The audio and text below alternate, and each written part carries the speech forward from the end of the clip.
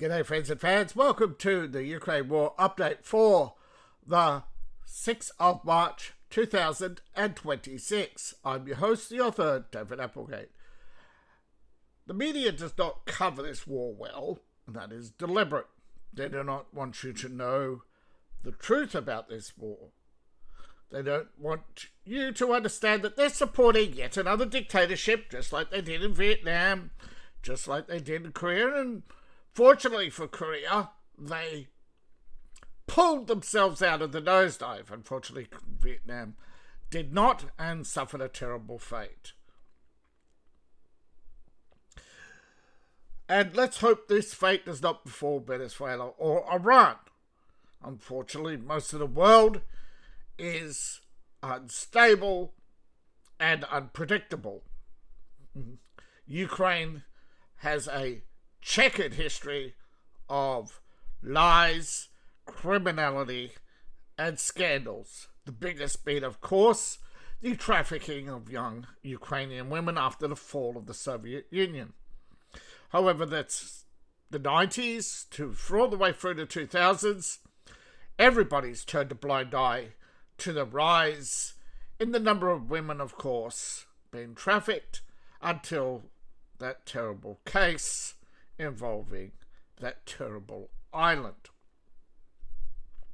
Ukraine came up no less than 50 times, but people have ignored that for their own politics. Politics has rotted so many people, turned them absolutely reasonable people, what would normally be reasonable people, into gibbering baboons flinging their own feces. People making outlandish claims without proof, calling people all sorts of names because they cannot win any debate. They cannot be reasonable. They cannot be reasoned with. No amount of evidence will shift their mind.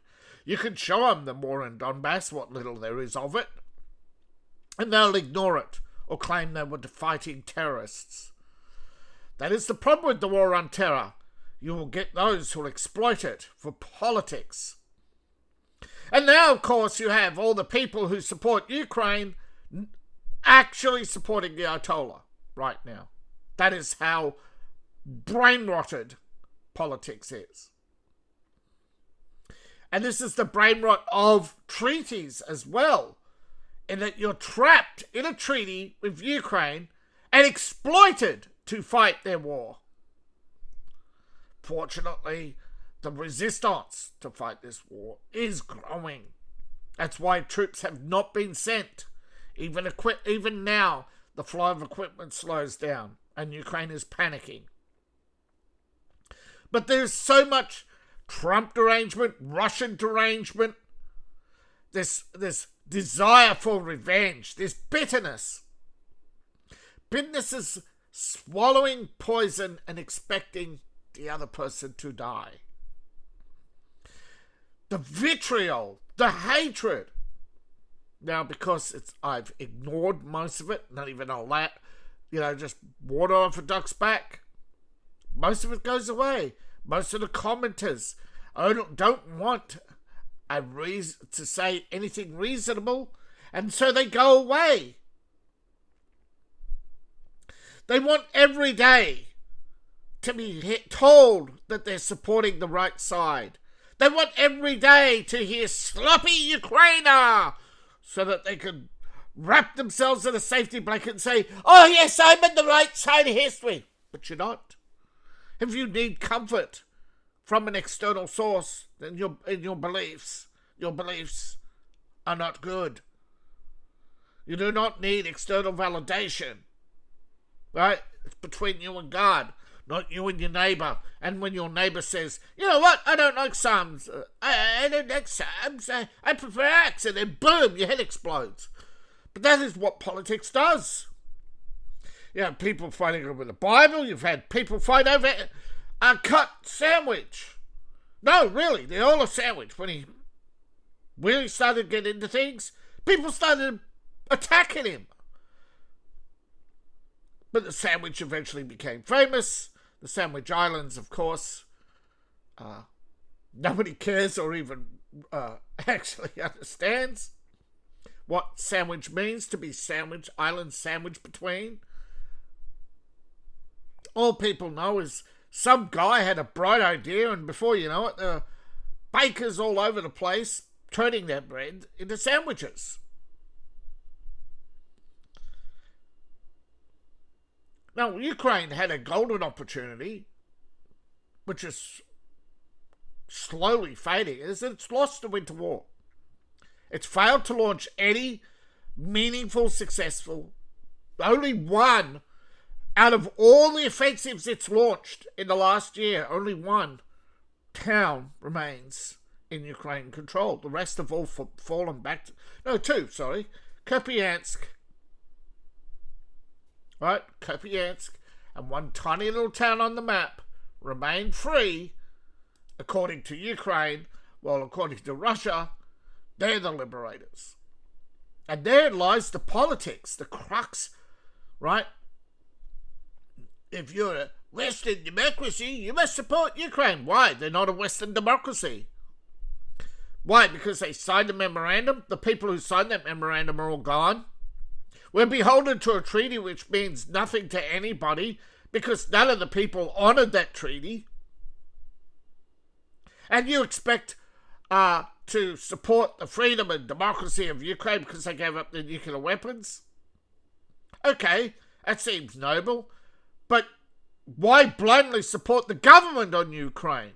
That's a different story.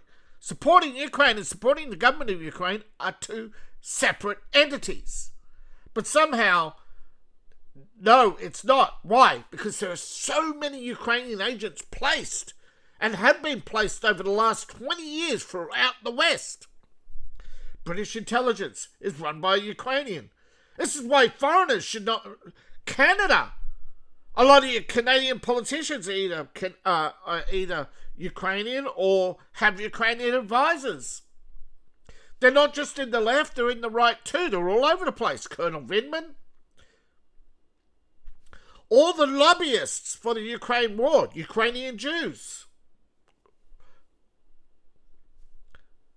And yet, you won't fight for Israel, according to the left, but you'll fight for Ukraine. Oh, no, you won't. You won't fight. You want others to fight. But that, still, that's the hypocrisy. The double standard. And if it wasn't for double standards, the left would have none. But as I struggle, I will not give up. I will not give in to the temptation to bring you Ukraine's AI slop. Because eventually, what's it all worth? Yeah, you hear about people saying, oh, did you get your 7,000? That's what these Ukrainians are paid to publish propaganda every month. Ukraine is spending thousands of dollars every day on influencers.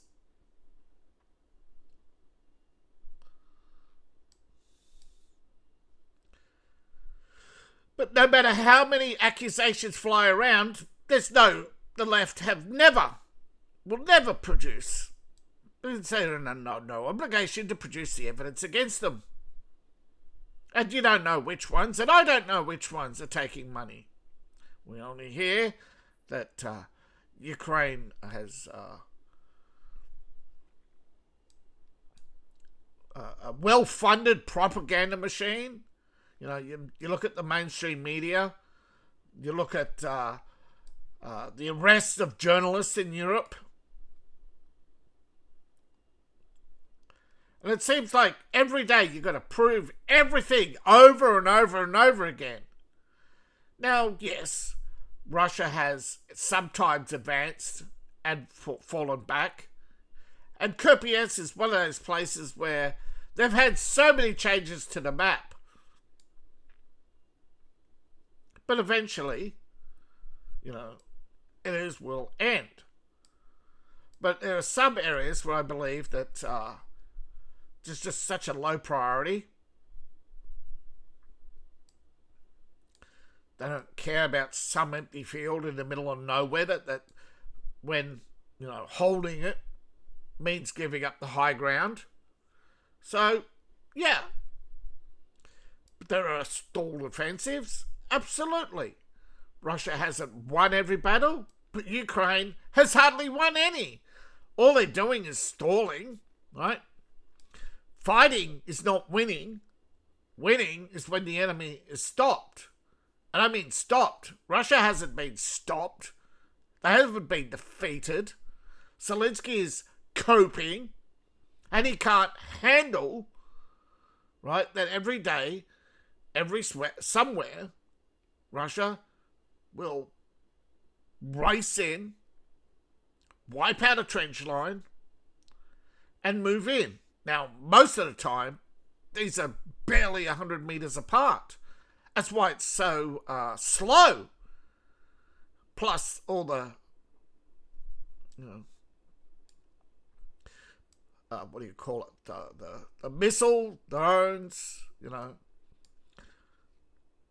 And if I could, I'd get more. But people who are out there being spiteful, attacking and hacking Ukrainian, people posting Ukrainian war videos from the Russian side get hacked, blocked.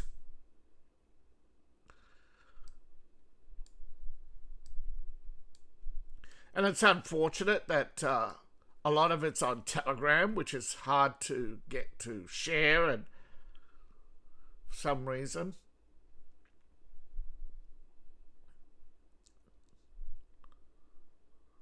There was an explosion here and some fighting. Russia advanced a little bit. And now we get... Most of the front is frozen. Right? This is the... Now and again, this is the frozen front. This from Seversk through to Chavez Yar is usually frozen. And that is... They're at a deadlock. Sporadic fighting. If the Russians moved, the only way to break the deadlock is for Russia to flank and get the missile launchers at Krostokovia and, of course, the heavy artillery. But they're not fixed in placement. They are mobile, just like Russia. Most of Russia's artillery is mobile. But they do have a lot of towed. But they come in, they tow up to the front line, they fire, they move.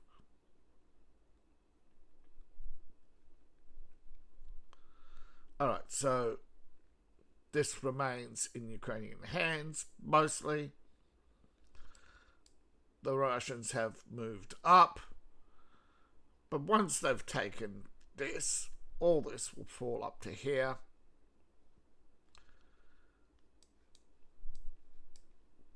And again, if the rate is slow, but the momentum, no matter how slow it is, there is no Ukrainian offensive. Yet people keep claiming one. This is a Ukrainian map. Right, you can see the Russians have advanced here. They narrowed the gap here. They haven't taken anything more here or here, but they're reaching out here. They're surrounding but have not they've made small gains here. Now as we go around the map, mostly is again we're starting to get into large areas of frozen front, and we have areas where Russia's still fighting without any gains. But the last but of course, the Russians are overwhelmed. The final parts of Holopol. They're fighting on the outskirts of Holopol. They're on the outside here. Now, they have been... Yeah. So there's only little bits here and there every day. And mostly... it's exchange of drone fire. Now the Russians, every few days, they're trying something new to break the Ukrainians. And now the latest is an interceptor drone. Now this one is, as you can see, based on the Lancet. Yeah, and a double X-wing. It uses push technology. It's got 4 little engines on the main aerons, I think. That's what I'm looking for. This is called the Yolka. As you can see, it is a molded plastic drone, carbon fiber, but it's a drilled out. Probably a little rushed. It's launched by a little slingshot, hand slingshot. Little kid's toy. But it ain't a little kid's toy. Here we go.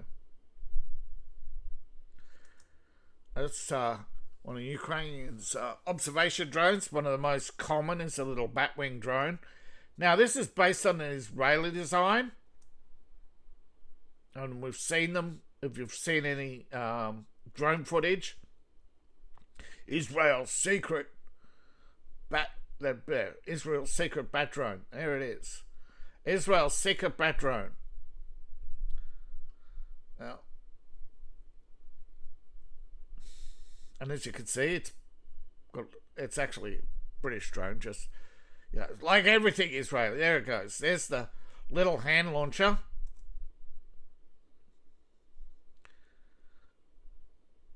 Fix the hand launcher. It's got to be set and right.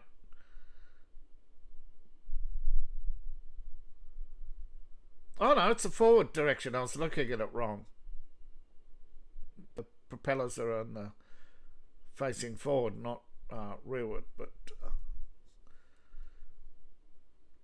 no, this is a portable interceptor.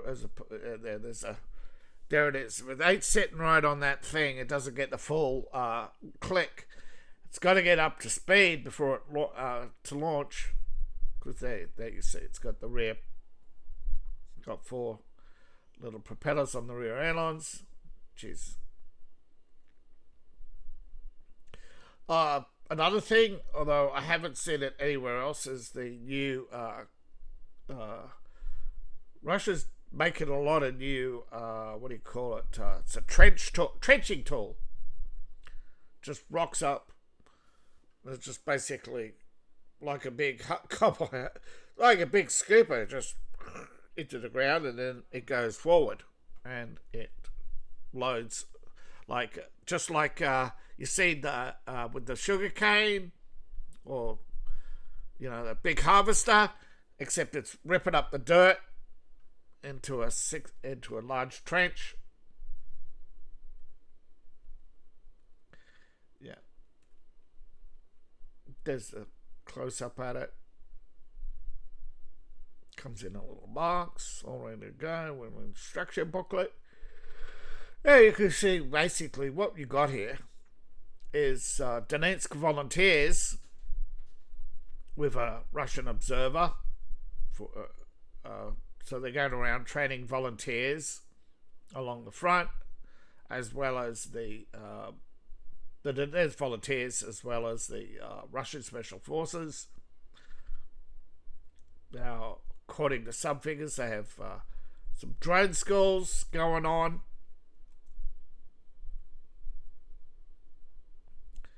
But there's, once it's acquired the target, it's like a shotgun. Yeah.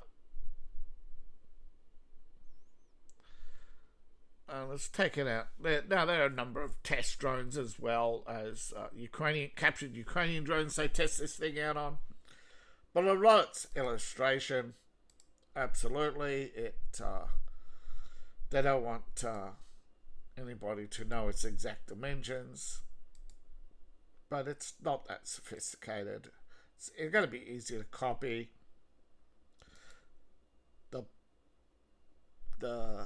It's going to come down to production and drones. Russia is hopeful, of course, that its inland strikes on Ukraine will destroy more Ukrainian drone production. It is inevitable that the war has to end, right? Neither side can exchange blows for too much longer without their economies suffering. I mean, Ukraine is already suffering irreparable damage. Its ground will be poisoned for the next 100 years. Ukrainian crop production is already down. Ukrainian manpower is depleted. And many Ukrainians are just checked out. There's no freedom in Ukraine. They're not fighting for freedom. And the West doesn't care, because liberals only care when they're suffering, when their rights are affected. It's only when they can gain power and embarrass someone else, right? They don't want to bring up Ukraine because that embarrasses them, because this is Joe Biden's puppy. Now, in the latest news, Kiev and Moscow have exchanged 200 prisoners. Now, of course, wrapped in flags, paraded to relatives to show that indeed they were alive before they got on buses back to Ukraine. And on the Russian side as well, the Russians were paraded before the media. Oh, it didn't happen. And driven into Russia. Now, this actually occurred up in near Belarus. Now, according to TASS, Ukrainian UAVs have not been successful in breaking the Russians. Yes, it is believed today Ukraine launched a drone offensive 15 hours ago, and it failed.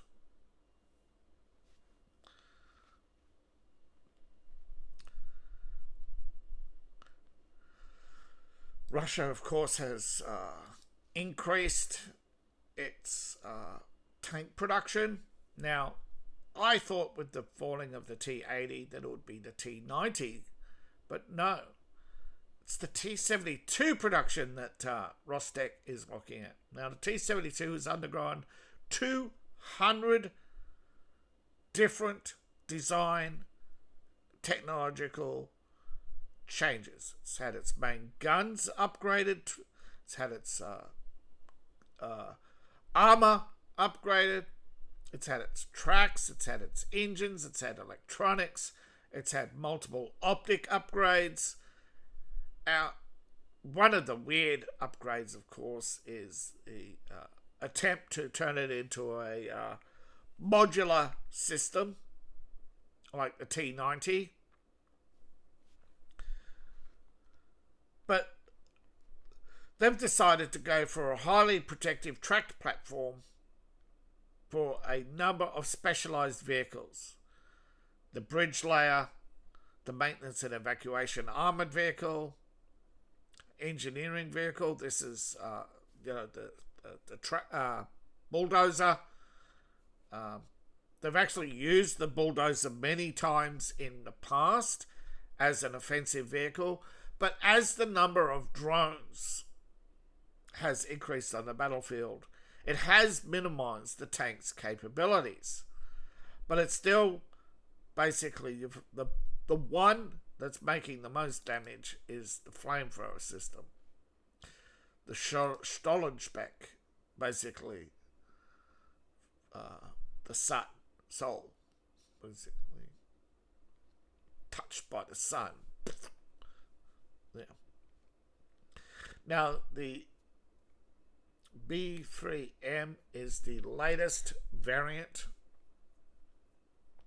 And I couldn't tell you the T-72 from the Ukrainian T-72. Both sides, although the T-72 in Ukraine, I believe, is called the T-56 Ukrainian. Now, some of them have been destroyed, but most of them are, when they're just broken, are towed back to Poland to be maintained by the Germans, who have sacrificed their own economy, their own maintenance, everything for Ukraine. and people are getting sick of it. Now, Zelensky refuses to allow the oil to flow to Hungary. This is going to not end well for Ukraine, but Hungary and Slovakia are being punished by Ukraine and by proxy by Ursula von der Leyen to bow to her economic and business interests. Now, according to Zelensky, it'll take a month and a half to turn back on.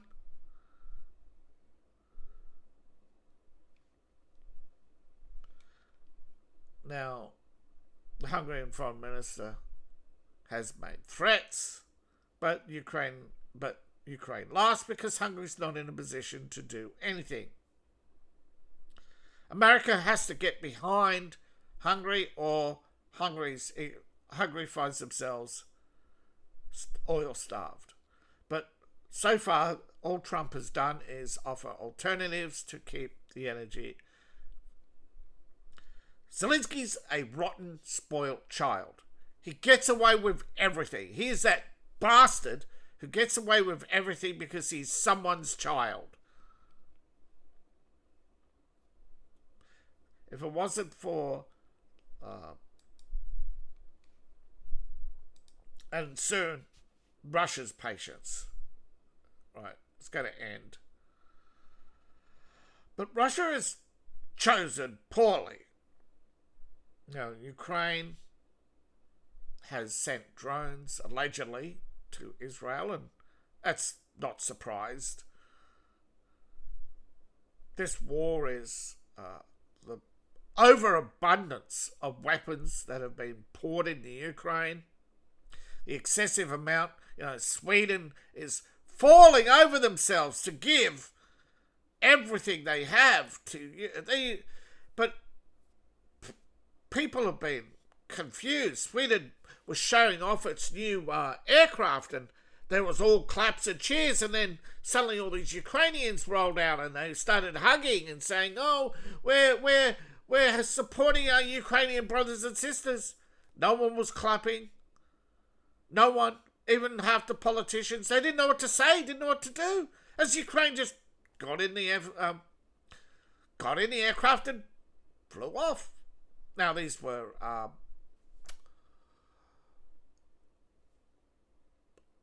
F-16s.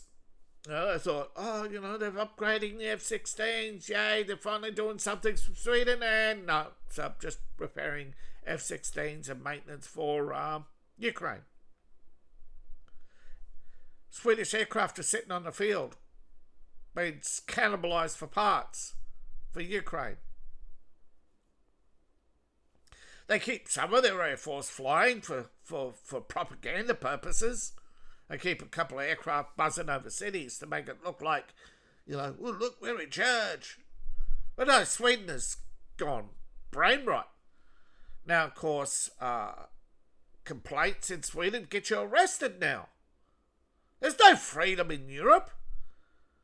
You watch my channel drop off, that's because Europe is blocking me.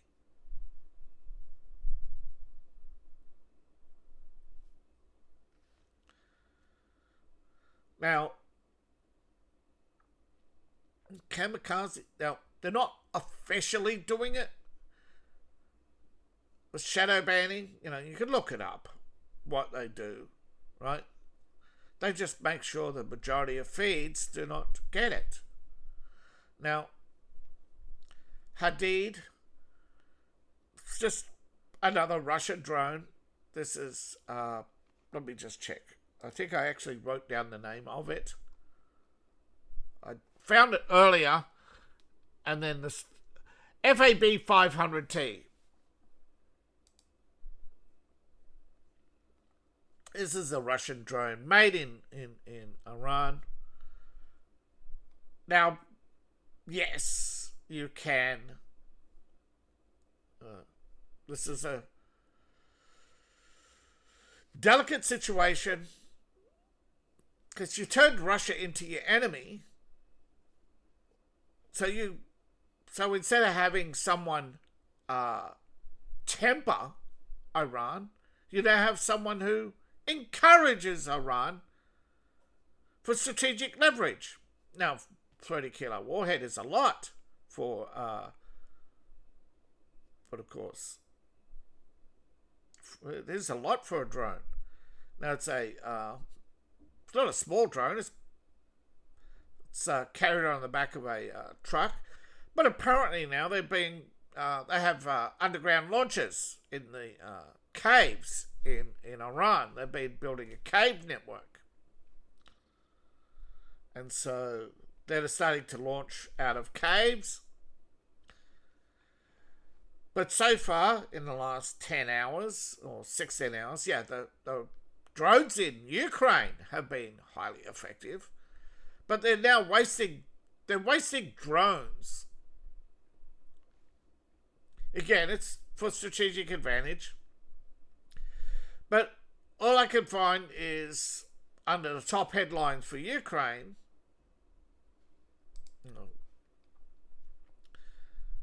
nothing about the offensive. It's gone. Literally, people have deleted their videos. Not all of them, but some of them have deleted their videos. That's what they do now. They get embarrassed. They make predictions. Oh, Ukraine is gonna... And 16 hours later, they've lost. 16 hours. Ukraine is... I've said how many times now?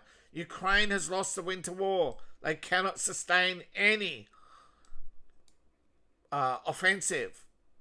Every time they gather, they're smashed. Right? They huss. They feed in down through these roads and rivers into the front. They're getting off boats. Right? Where is it? Here. They're coming down here. Getting off.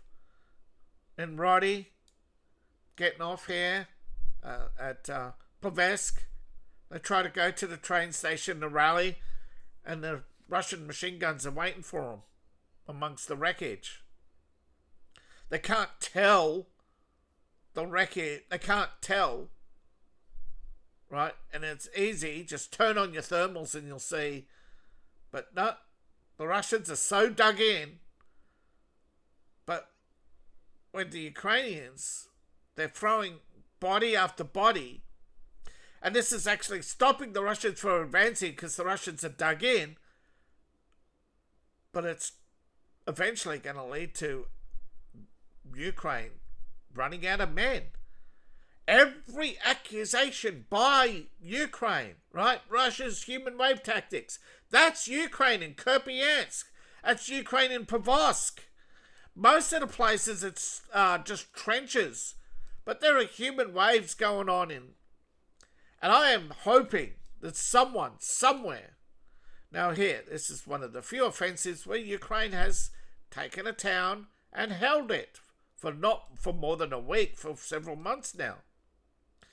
They held on here in Mariupol for a while, but they got kicked out. Now they're fighting on the outskirts, right? You can see they've advanced. They've passed this road now, right? There's only this tiny technically part of Mariupol, right? It's got all this rural area, this open ground, which Russia can't. There's no cover. There's no digging in. They have to destroy the positions here and here. But then they've got the positions here where the Ukrainians are coming in. So Russia's got a two-flank problem there and a two-flank problem there. Normally, it's the Ukrainians who are suffering from two flanks instead of a frontal. So, and again, the Ukrainians, the Russians can't unlodge the Ukrainians here. But again, it's mostly drones and artillery. Now and again, some mortars. Again, the Russians got big mortars, but they don't have the volume. If Russia increased its volume, but it doesn't have the economy right now to do it. And this is where the threat of US intervention hangs. And of course, Russia's threat of annihilation if they're losing. So, and again, it's the same threat Israel makes. Don't forget, Israel makes the same threat every time Hezbollah gets close to Israel. Well, I'm not saying Israel has lost every war, but they've lost more wars than they let you know. It's the only reason why Hezbollah has backed off. Hezbollah, until recently, had a much larger army. Israel managed to wipe out a large number of its officers, and that led to a mass desertions. But Israel has more POWs than it knows what to do with. And right now, it looks like the Kurds are holding on to the Iranians. But they don't know what to do with the Hezbollah fighters, because every time they release them to Lebanon, within weeks they're out of prison and back on the streets and back with Hezbollah. And they can't execute them because the UN said so. All the whining mobs. You can't be the enemy. You can't. So you have this complex situation around the world where the left doesn't want you to win. Now you got to decide. And ultimately, no. You cannot live with the left. The left are not honourable or honest. They make up these ludicrous stories. Right? They'll manipulate you any way they can. They'll say, you're not a Christian. Don't sink to the enemy's level. All these things that manipulate you into saying, oh, it's not 100%. Yeah, he's a killer. But he's surrendered. Yeah, well, then he belongs in prison for the rest of his life. Now you have to release him. The left are always doing everything they can to try to suck up. They are sycophants of power. And that's why we have a stalemate in Ukraine.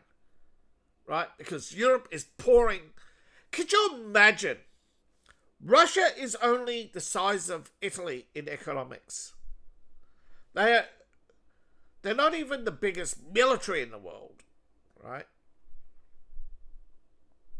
Europe has a bigger army, half of which is Ukraine has half the. If you split the European army between France, Germany, and England, right? The next biggest army is Ukraine. I think they're the fourth or fifth largest army in Europe right now. They're bigger than the Russian army. So far they're bigger than the Russian army in Ukraine. 840,000, right? In the last few months, Ukraine has had, 200,000 foreign volunteers. Yet they complain about a handful of Kenyans who went to fight for Russia, or a handful of Indians. So let's go make anything and everything into a song and dance. And it's buffoonery. But unfortunately, this buffoonery gets people's attention. And it takes away from the fact. And you can't deny Ukraine has lost the winter offensive. And it's now fighting a massive... It's on defensive, with Russia now piling on the drone attacks more frequently than ever. I think we're now pretty much going to see whether or not they go for a missile strike. But in the next 24 hours, right, and I think it's undeniable that we'll see whether or not what's hit. And you'll know how bad it is, because the worse it is, the more Zelensky squeals like a cut pig. can't help himself. He'll whine at he'll whine about the attacks on the energy sector. He'll just whine. He'll ask for more equipment. He'll be in Germany soon. You know, he's been to England. He's been to Paris. He's almost never home.